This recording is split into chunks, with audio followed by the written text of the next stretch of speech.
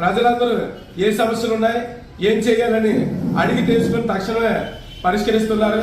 అక్కడ అలాగే అదీప్ రాజు గారు కూడా స్థానికులు, రాంపురంలోనే ఉన్నారు, ఇక్కడే చదువుకున్నారు. ఆయన కూడా నిత్యం ప్రజల్లో ఉంటారు. అక్కడ ఉన్న ప్రత్యర్థి కూడా పచ్చికల్ రమేష్ బాబు గారు ఏ టైంకి ఏ నియోజకవర్గంలో పోటీ చేస్తారో ఇద్దరు అభ్యర్థులు తెలియదు. అందువల్ల నిత్యం ఇదే నియోజకవర్గాన్ని తమ సొంత కుటుంబంలాగా చూసుకొని పరిపాలన సాగిస్తున్న ఈ అవంతి శ్రీనివాస్ గారికి, అదీప్ రాజు గారికి, అలాగే విశాఖపట్నం ఎంపీ అభ్యర్థి అయిన బొత్స ఝాన్సీ గారు స్థానికురాలు, అక్కడ బూడి ముత్యాల నాయుడు గారు అనకాపల్లి నియోజకవర్గం నుంచి స్థానికులు. అందువల్ల ఈ స్థానిక నినాదంతో మనకు ఎల్లవేళలా అందుబాటులో ఉండి మన సమస్యలు పరిష్కరించడానికి, మనకు అభివృద్ధి చెందడానికి, మనకు అందుబాటులో ఉండే నాయకత్వాన్ని మీరందరూ బలపరుస్తారని ఈ సందర్భంగా తెలియజేసుకుంటున్నాను.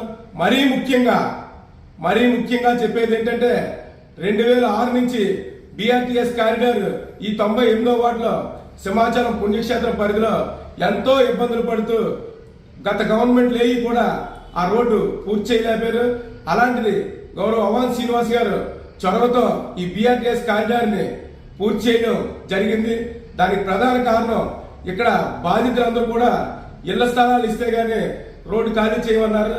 కానీ గౌరవ అవంతి శ్రీనివాస్ గారు ఎక్కడా కూడా విశాఖపట్నం జిల్లాలో అర్బన్ ఏరియాలో ఇళ్ల పట్టాలు ఎక్కడా ఇవ్వకపోయినా సరే అవంతి శ్రీనివాస్ గారు ప్రత్యేక చొరవ చూపించి సీఎం స్థాయిగా తీసుకువెళ్లి ఈ సమస్యను పరిష్కరించాలని చెప్తే ఇక్కడ గతంలో 1:2 TDR ఉండేది, ఇప్పుడు 1:4 TDR ఇచ్చారు.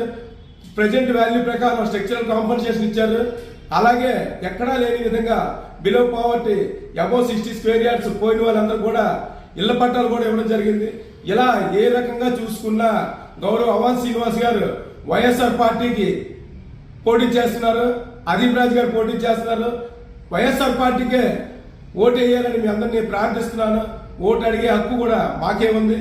తెలుగుదేశం అభ్యర్థులు ఈ వార్డులో గతంలో ఏ విధమైన అభివృద్ధి చేయలేదు కాబట్టి దయచేసి ప్రజలందరూ కూడా 13వ తారీఖున జరగబోయే ఎలక్షన్లో ఎమ్మెల్యే ఓటు, ఎంపీ ఓటు కూడా ఫ్యాన్ గుర్తుకే వేసి సహకరించాలని మీ అందరినీ కోరుకుంటూ సెలవు తీసుకుంటున్నాను.